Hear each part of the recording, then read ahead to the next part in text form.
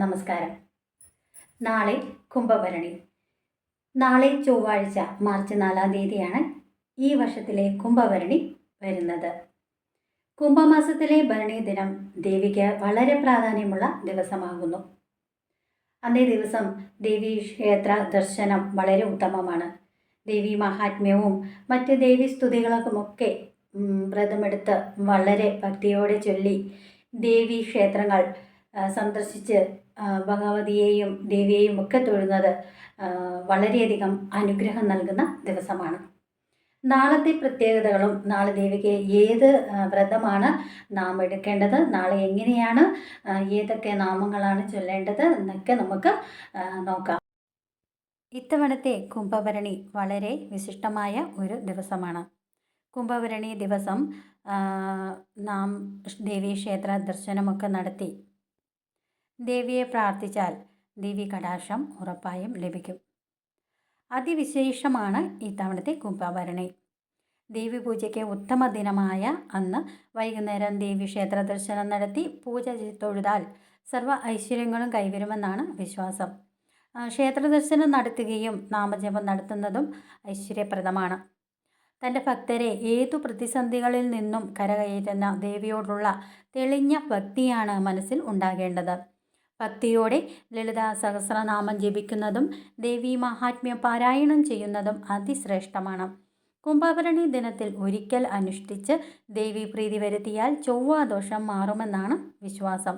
ദേവീ ക്ഷേത്രങ്ങളിലെ പ്രധാന വഴിപാടുകളായ കടുംപായസവും പുഷ്പാഞ്ജലിയും രക്തപുഷ്പാഞ്ജലിയും കലം കരിക്കലും ഗുരുതിയും ചുവന്ന പട്ട് സമർപ്പിക്കലുമൊക്കെ നമുക്ക് അന്നേ ദിവസം ചെയ്യാവുന്ന വഴിപാടുകളാണ്. ഒരു കാര്യം പ്രത്യേകം ഓർക്കണം, ഏതു വഴിപാടിനേക്കാളും പ്രധാനം ദേവിയോടുള്ള ഭക്തിയും പ്രാർത്ഥനയുമാണ്. അപ്പോൾ സർവ്വ ഐശ്വര്യത്തിനും സർവ്വ മംഗളകാരിയുമായ ദേവിയെ നാം കുംഭഭരണി ദിനത്തിൽ വളരെ ഭക്തിയോടെ പ്രാർത്ഥിക്കുകയും പൂജിക്കുകയും ഒക്കെ ചെയ്യുമ്പോൾ നമുക്ക് വളരെയധികം ദേവിയുടെ അനുഗ്രഹം ലഭിക്കും. നാളെയാണ് ചെട്ടികുളങ്ങര കുംഭഭരണി ദിവസവും നാളെയാണ്. അത് കുത്തിയോട്ടത്തിന് വിശ്രമ ദിനമാണ് നാളെ. പതിവ് ദീപാരാധനയൊക്കെ ക്ഷേത്രത്തിലുണ്ട്. വളരെ പ്രാധാന്യം കൽപ്പിക്കുന്ന ഒരു ദിനമാണ് ചെട്ടികുളങ്ങര കുംഭഭരണി. കുംഭഭരണി നാളിൽ ഈ നാളുകാർ പ്രത്യേകമായിട്ട് വ്രതം അനുഷ്ഠിക്കണം. അനുഷ്ഠിച്ചാൽ ദേവിയുടെ ഭക്തിയും പ്രീതിക്ക് വളരെയധികം അടുത്ത് പ്രീതി ലഭിക്കും ദേവിയുടെ. അതായത് ഈ ദിനത്തിൽ ദേവിയെ ഭദ്രകാളി ഭാവത്തിലാണ് നാം ഭജിക്കേണ്ടത്. ആദിപരാശക്തിയുടെ മറ്റു ഭാവങ്ങളെ അപേക്ഷിച്ച് കാളിയുടെ രൂപം ഭയാനകമാണല്ലോ. ദുഷ്ടനിഗ്രഹത്തിനായിട്ട് അവതരിച്ച രൂപമാണ് കാളീദേവി അല്ലേ. അതുപോലെ ശരണം ഗമിപ്പോർക്കെല്ലാം രോഗശമനവും ദാരിദ്ര്യ ദുഃഖശമനവും മൃത്യുഭയത്തിൽ നിന്നുള്ള മോചനവും ഒക്കെ നൽകുന്ന ഒരു സാന്നിധ്യമാണ് ഭദ്രകാളി ദേവി. 8 തൃക്കൈകളാലും അനുഗ്രഹം ചുരിയുന്ന മൂർത്തിയായി കാളിയെ ആരാധിക്കുന്ന നമ്മൾ ദേവിയെ അങ്ങനെയാണ് ഭജിക്കുന്നത്. ഉഗ്രരൂപിയെങ്കിലും മുഖത്ത് നിറഞ്ഞു നിൽക്കുന്ന ആ ഒരു മാതൃവാത്സല്യം ഭക്തിയിൽ ചുരിയുന്ന അമ്മയാണ് ദേവി. അന്നേ ദിവസം ഭദ്രകാളി ക്ഷേത്ര ദർശനം നടത്തി വഴിപാടുകളൊക്കെ സമർപ്പിക്കാം. കടും പായസമാണ് അമ്മയ്ക്ക് ഏറ്റവും ഇഷ്ടപ്പെട്ട വഴിപാട്. അഭിഷ്ടസിദ്ധിക്കായിട്ട് രക്തപുഷ്പാഞ്ജലിയും കുടുംബ ഐശ്വര്യത്തിനായിട്ട് സഹസ്രനാമ അർച്ചനയും ഒക്കെ നമുക്ക് സമർപ്പിക്കാവുന്നതാണ്. ക്ഷേത്ര ദർശന വേളയിൽ ചുവന്ന പുഷ്പങ്ങൾ സമർപ്പിക്കുന്നതും ചുവന്ന മാല വഴിപാടായി നൽകുന്നതുമൊക്കെ ദേവിക്ക് വളരെ ഇഷ്ടപ്പെട്ട വഴിപാടുകളാണ്. അന്നേ ദിവസം വ്രതാനുഷ്ഠാനത്തോടെ ദേവിയെ ഭജിക്കുന്നത് സർവ്വ ഐശ്വര്യത്തിനും കാരണമാകുമെന്നാണ് വിശ്വാസം. ഒരിക്കലോടെ വ്രതം അനുഷ്ഠിക്കാവുന്നതാണ്. പകലുറക്കവും എണ്ണ തേച്ച് കുളിയും ഒന്നും പാടില്ല.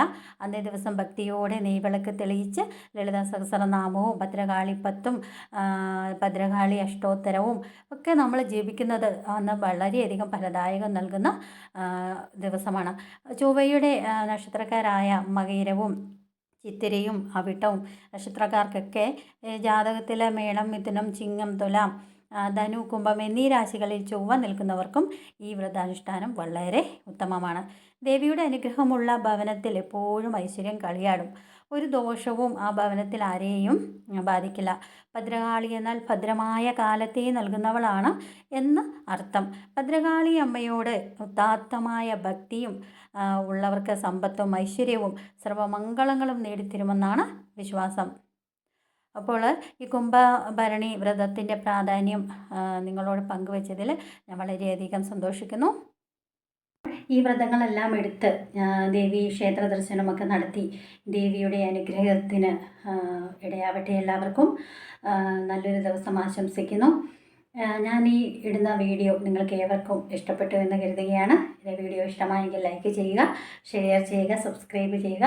അതോടൊപ്പം ഞാനിടുന്ന ഓരോ വീഡിയോ നിങ്ങൾക്ക് ലഭിക്കുന്നതിനായി ബെല്ലൈക്കൻ കൂടി ഒന്ന് സ്പർശിക്കുക. ഇനിയും ഇതുപോലുള്ള ഓരോ കാര്യങ്ങളുമായിട്ട് അടുത്ത വീഡിയോയിലായിട്ട് വരാം. അതുവരെ നന്ദി, നമസ്കാരം.